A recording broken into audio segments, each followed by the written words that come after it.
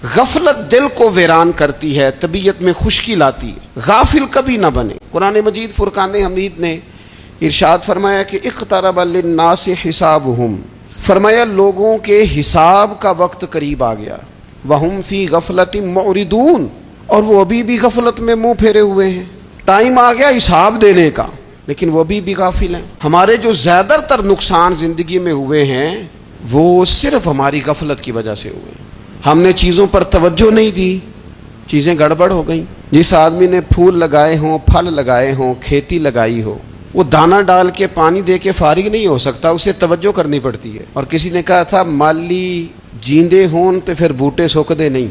अगर मौजूद हो ना उनको सेंचने वाला, रखवाली करने वाला, तो फिर उनकी जड़ें कभी खुश्क नहीं हुआ करती। हमारी जो गफलतें ये बड़ी ज़रर का बाइस हैं, नुकसान का बाइस।